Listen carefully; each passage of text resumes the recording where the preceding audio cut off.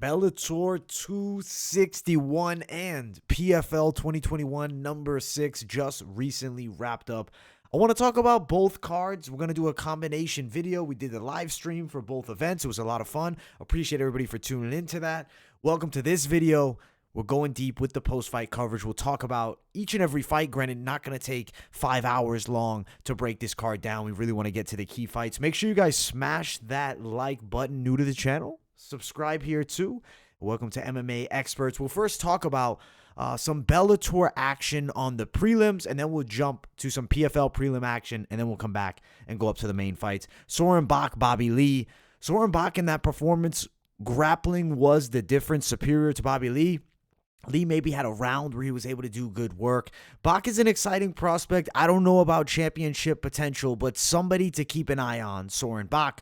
Corey Samuels, Isaiah Hotkit. One touch, it's over. Hotkit was a massive favorite. Corey Samuels was a 1-9 amateur. Hotkit was really expected to win the fight. Good wrestler. Knocked out. Fast. One punch.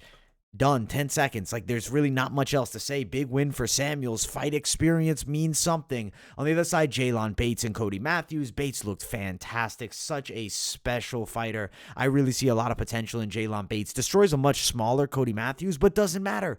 Young fighter on the rise. I'm a fan of Jalon Bates, and I cannot wait to see what the future holds. Keep on moving up. Taylor Johnson chokes out Lance Wright. Wright was trying to bully him. Taylor Johnson, the more technical fighter of the two, and Taylor Johnson victorious there. John Teixeira, split decision, competitive fight. DeJesus better from the kickboxing range. Teixeira did fairly well inside, landed a couple of takedowns, but nothing damaging on top. DeJesus very close split decision. I can see why they gave it to him. Let's jump over to the PFL prelims. There were a good amount of them, so we'll quickly run through them. To start off the night, Jamel Jones destroys Klidson Abreu. Abreu, former UFC fighter. Jamel Jones looks capable now as a heavyweight. He's gotten a lot better. He's shown improvements in his game. Destroys Klidson in the first round. He was a very impressive ground and pound TKO in just a minute 43, and it wasn't competitive. Klidson didn't take his shirt off at weigh-ins. Should have known that as potentially fade this guy. And he got destroyed. He was out of shape. But Jamel Jones just looked like a straight gorilla. He looked like Donkey Kong in there. Jamel Jones is the real Donkey Kong of the fight game right now with those hammer fists. Moving on up, Mariana Moraes split decision over Caitlin Young. The exact prediction that I thought it would be. Honestly, great performance by Mariana. Competitive fight for sure. But Caitlin Young's no easy test. Mariana gets it by just a smidge. Moving up, Taylor Guardado, Laura Sanchez. Not a fantastic fight between these two girls. Lots of grappling. Taylor Guardado wins it by a decision. Next fight is Renan Ferreira versus Carl Seumanatafa. Seumanatafa came on strong in the third round, but the first two were all Ferreira and almost a first round TKO for Renan Ferreira. He's a fun heavyweight, a good fighter, but still some gas tank issues potentially. And he won't make the playoffs this season with all the victories the other guys have already gone through. Jenna Fabian, Julia Pajic. Good performance against Julia Pajic by Jenna Fabian. The second round knockout puts her to sleep. Very good technical kickboxing. Now she has to fight a scary fight later on. We'll talk about it as we get to the end here. Ante Delija, Chandler Cole. Wasn't all that close, but Cole did slam Delija once. He's a huge dude. A lot of fat on him, but really strong. Not a bad fighter, but Ante Delija obviously superior. Gets the first round TKO. Oh, man, there's more prelims. Larissa Pacheco sleeps Helena Kalinsnik in a fight that was a little bit too close while it lasted. Kalinsnik was coming at her wild and insane. She looks nothing like that picture nowadays. And Pacheco sleeps her as she comes inside with a wild shot. Big win for Pacheco. Keep on moving up. It was Bruno Capoloza who destroys Moldavsky. Darius just laid down. He said, listen, I don't want any more of this. This is Capoloza's fight. Give him the victory. And Capoloza destroyed him clearly. Nasty hands. Top heavyweight. This guy is real deal. Very excited with Bruno Capoloza. But let's jump back to Bellator and let's talk about the fights on the main card. Christian Edwards and Simone Bion was not an excellent fight, but Christian Edwards had good moments. He's an exciting prospect. He gets a unanimous decision win. Only 22. Sky is the limit. Daniel Weichel, Keone Diggs. Could have gone either way. A lot of people in the live chat felt that it should have went the way of Diggs. Really competitive fight. I thought you could have gave it to Diggs as well, but could be my own bias for picking him to win. But Daniel Weichel, split decision victory, competitive matchup, good fight. Sydney Outlaw destroys Miles Jury. It wasn't close. One-sided as hell on the ground. Outlaw gets the submission victory. I was super impressed by what I saw from Sydney Outlaw's control on the ground. Gets the back, controls Miles Jury throughout the entire fight. Big win for Outlaw. He'll move forward in a very competitive 155-pound division, but don't be surprised if we potentially see Outlaw fighting for a world title in Bellator now. I mean, the division's really held up for ages by Patricio Pitbull. Maybe they'll do a vacant title fight, and I think Sydney Outlaw will find himself in it. Liz Carmouche destroys Kana Watanabe in just 35 seconds. Carmouche is normally not an entertaining fighter, but she destroys Kana Watanabe.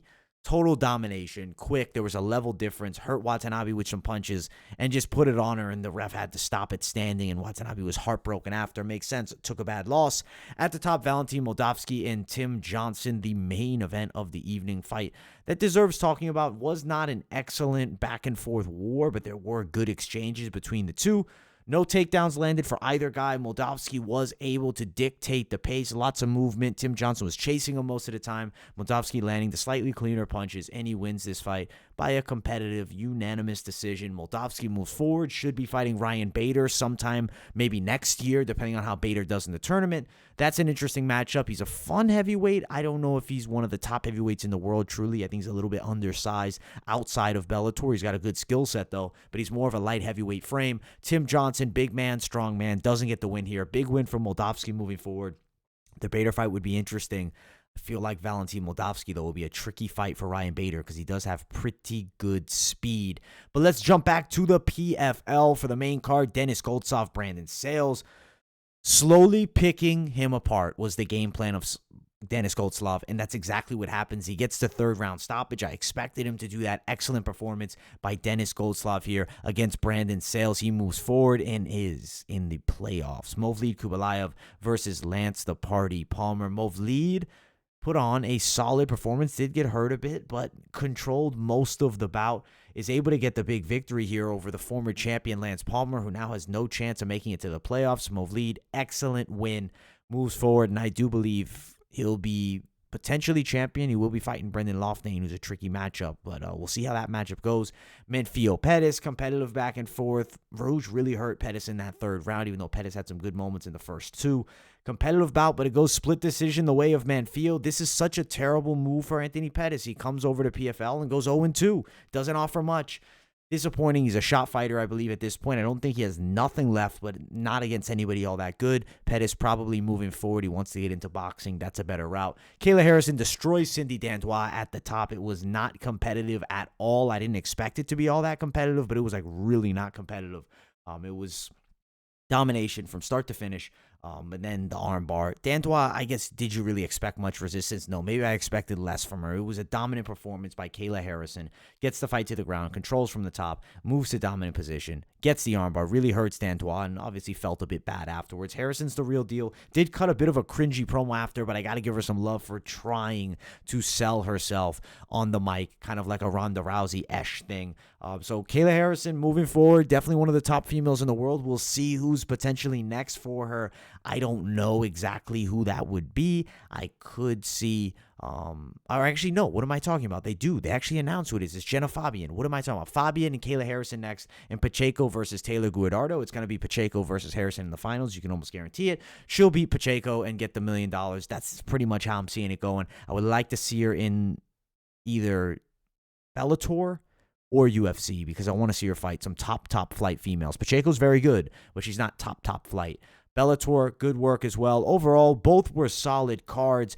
They weren't the greatest cards of all time, but I did have a lot of fun doing the play-by-play, and they did have some decent knockouts in action. My favorite fight probably through the entire card was Bruno Capoloza and Modi Reese. That was an excellent win.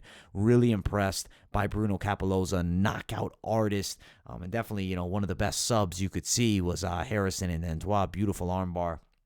Overall was pretty decent action for both cards. Enjoyed the event. Enjoyed doing the live stream. The predictions were pretty good, but, mixed result with Bellator. What was Bellator? We started off bad. We go 1, 2-2, 2-3, 3-3, 3-4, 3-5, 4-5, 5-5 Bellator. So 50%. They're not terrible. Over at PFL, 0-1. 1-1, 2-1, 3-1, 4-1, 5-1, 6-1, 7-1, 8-1, 9-1, 9-2, 10-2, 10-2 at PFL. So overall, what is that? 15-7 for the day. So that's pretty solid results. I think the predictions are pretty good. I had a lot of fun calling the fights. Thank you all so much for tuning in. Make sure you guys smash that like button. Let me know what you think of this video in the comments, and I will talk to you all very soon. See you guys in the next one.